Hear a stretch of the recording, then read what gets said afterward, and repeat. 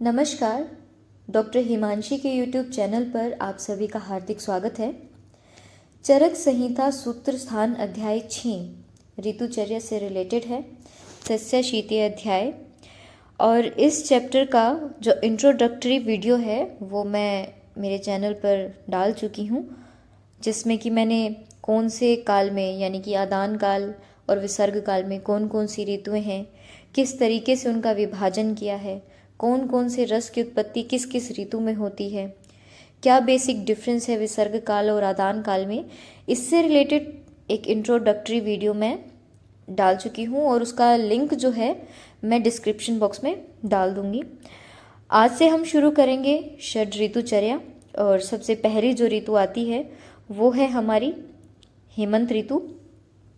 श्लोक नंबर 9 हेमंत ऋतुचर्या से रिलेटेड है। पहले हम पढ़ेंगे कि क्या लक्षण होते हैं हेमंत या किसी भी ऋतु के, फिर हम देखेंगे कि उसमें किस तरह का हमें आहार लेना है, फिर देखेंगे किस तरह का विहार लेना है, और फिर हम देखेंगे क्या चीज़ वर्जित है। ये 4 सेक्शंस में हर एक ऋतु को डिवाइड किया है आचार्य चरक ने। तो सबसे पहले हम चलते हैं हेमंत ऋतुचर्या पर। श्लोक नंबर 9 देखिए। श्लोक नंबर 9 के अंदर ये दिया है, शीते शीत अनिल स्पर्श संरुद्धो बलिनाम बलि पक्ता भवति हेमंते मात्रा द्रव्य गुरुक्षमः। ठीक है, इसने बोला कि शीते शीत अनिल संस्पर्श, ठीक है ना, कि शीतलता अधिक होती है हेमंत ऋतु में, और इस शीतल वायु के स्पर्श से जो हमारी अभ्यंतर अग्नि है, हमारी बॉडी की जो हीट है वो अंदर ही रुक जाती है, जिसके कारण वो बलवान मनुष्य के शरीर की जठराग्नि वो भी बलवान हो जाएगी, और जो भी हम आहार खा रहे हैं, द्रव्य खा रहे हैं, भले ही वो गुरु ही क्यों ना हो, वो उसको भी पचाने में पूरा सामर्थ्य रखती है। ठीक है ना, ये सारी चीज़ें क्या है हेमंत ऋतु चर्या में है।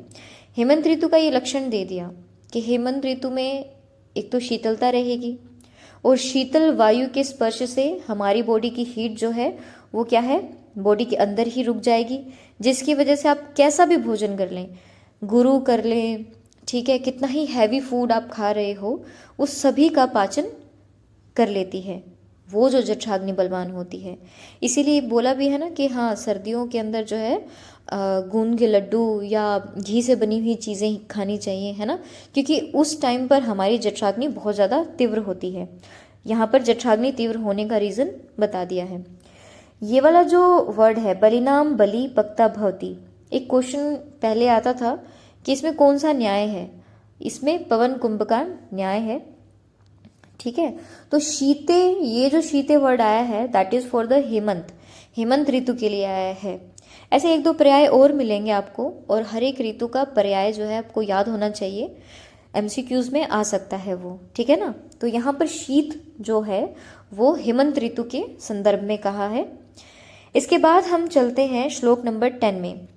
अब इसने ये बताया, पहले मैं एक ओवरव्यू देती हूँ इस श्लोक का, कि मान लो अगर आप गुरु आहार नहीं करेंगे हेमंत ऋतु में तो क्या होगा कि आपकी जो वो जठराग्नि थी जो अंदर रुकी हुई है, ठीक है, वो इतनी तीव्र है कि वो गुरु आहार को पचा लेगी। अब आपने तो गुरु आहार नहीं खाया है ना, तो ऐसे में क्या होगा, अगर उसको वो गुरु आहार नहीं मिलेगा तो वो पहली जो धातु है हमारी रस धातु उसको भी जला देगी, और अगर धातु जलाने लग गई तो फिर क्या होगा, वायु का प्रकोप हो जाता है।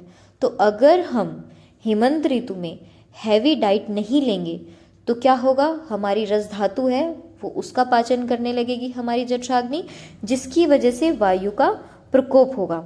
ठीक है, जिसकी वजह से वायु का प्रकोप होगा।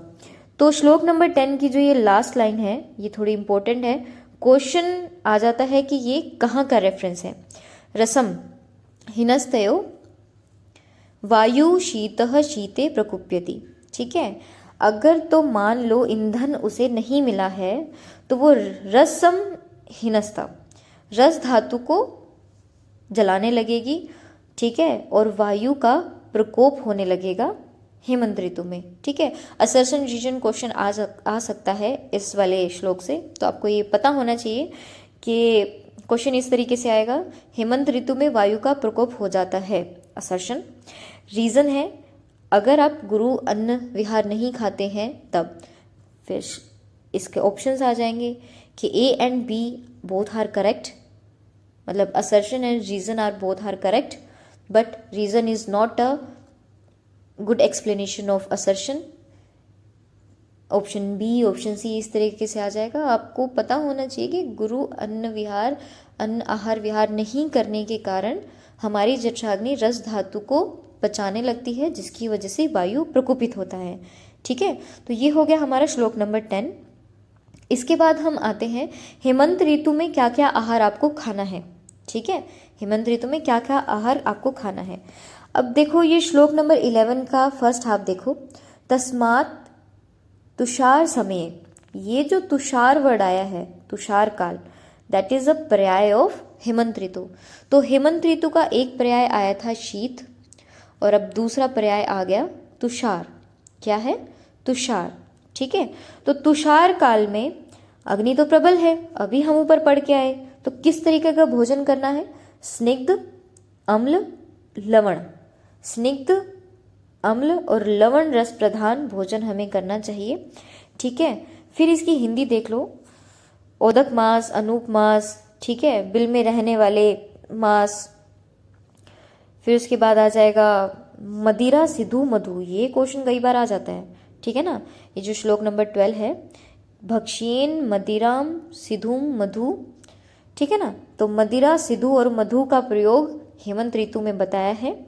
हेमंत ऋतु में दूध के विकार आपको लेने चाहिए, ईख के विकार आपको लेने चाहिए, वसा और तेल, नए चावलों का भात और गर्म जल, उष्ण जल। उष्ण जल किसमें बोला है? हेमंत ऋतु में बोला है। ठीक है, इन सब का सेवन करने से आयु की हानि नहीं होती। ठीक है ना, ये बोला ना कि इस तरीके का सेवन करने से आयु की हानि नहीं होती, यानी कि आपको बल देंगी, आयु की हानि नहीं करेंगी। ठीक है ना, तो इस पैराग्राफ के अंदर इंपॉर्टेंट चीज़ें क्या हैं? एक तो पर्याय आ गया हेमंत ऋतु का, तुषार काल। फिर आ गए ये 3 जो चीज़ें हैं किस तरह की खानी है, स्निग्ध, अम्ल और लवण रस प्रधान चीज़ें खानी है। फिर उसके बाद आ गया मदिरा, सिधु और मधु का पान करना चाहिए, दूध के विकार, इक्षु के विकार, वसा, तेल और नए चावलों का भात। इंपॉर्टेंट है, नवोदन, नए चावलों का भात किस ऋतु में कहा है? हेमंत ऋतु में कहा है। ठीक है, और फिर लास्ट में आ जाएगा उष्ण जल का सेवन। ठीक है, ये सब चीज़ें आयु की हानि नहीं करती हेमंत ऋतु में।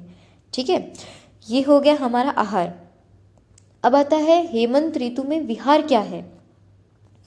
अब देखो विहार क्या क्या करना है। विहार का मतलब होता है जो फिजिकल चीज़ें आपको करनी चाहिए, दौड़ना, भागना, सोना, जागना, इस तरह की चीज़ें। तो क्या है?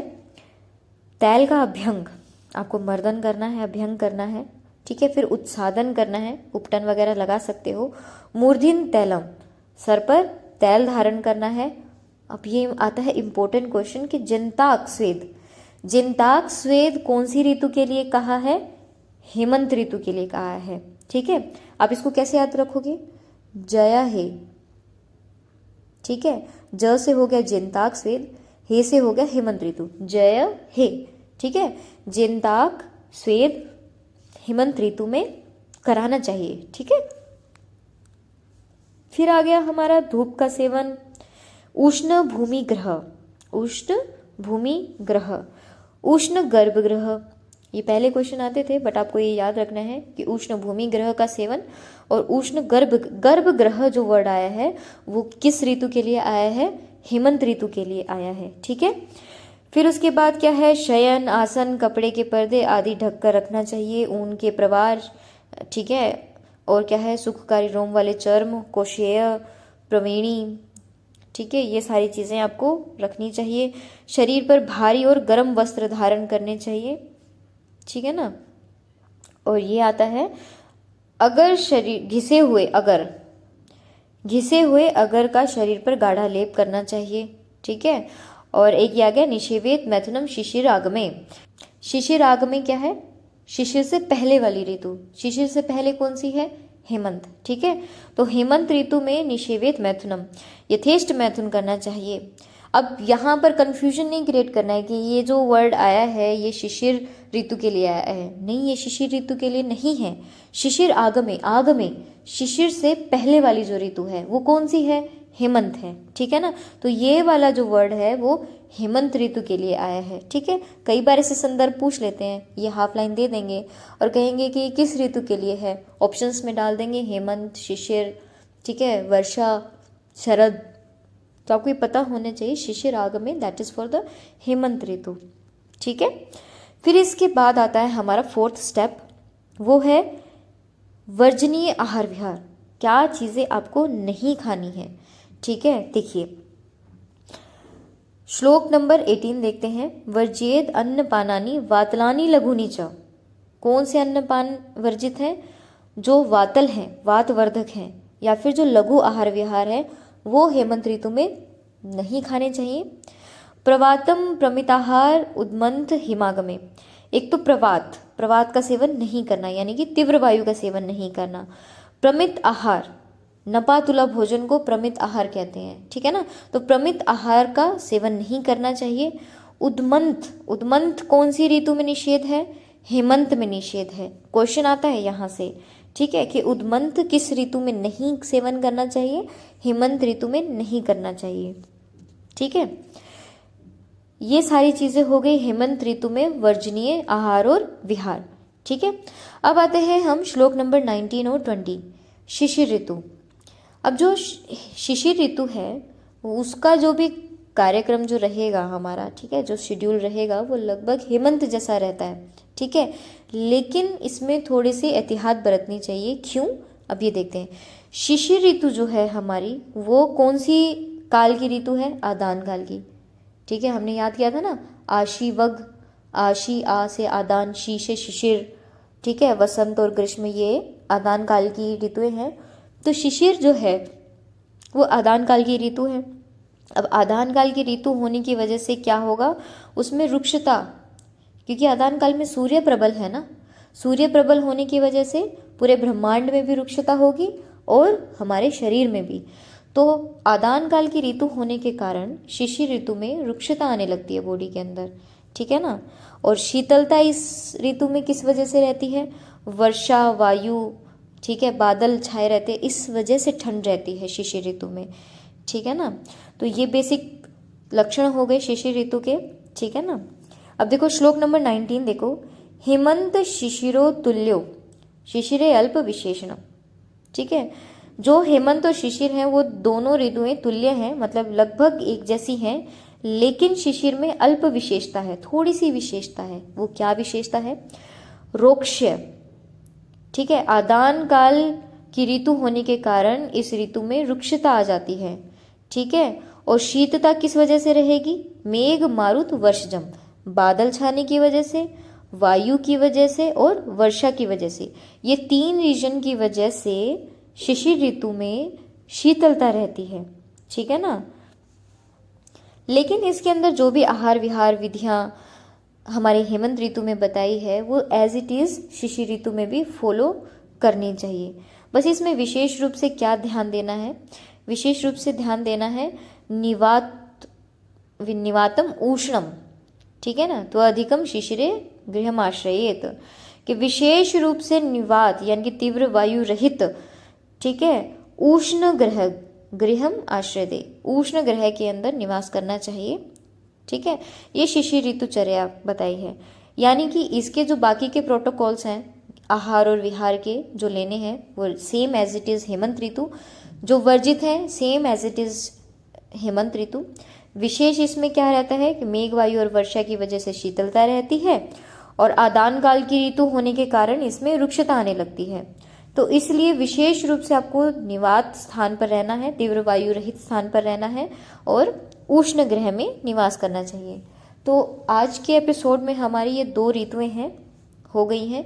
एक हेमंत ऋतु को हमने देखा अच्छे से, ठीक है ना, और फिर हमने देखा उसका क्या क्या आहार विहार करना चाहिए। असर्शन रीजन वाला एक क्वेश्चन हमने सॉल्व किया, श्लोक नंबर 10 वाला, ठीक है।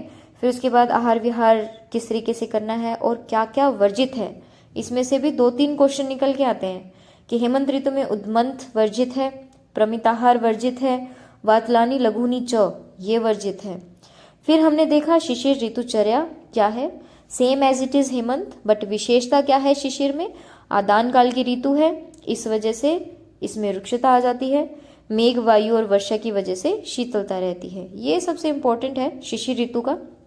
बाकी एज इट इज हेमंत ऋतु वाला है। बाकी की जो ऋतुएं हैं वो हम नेक्स्ट एपिसोड में देखेंगे। Thanks for watching.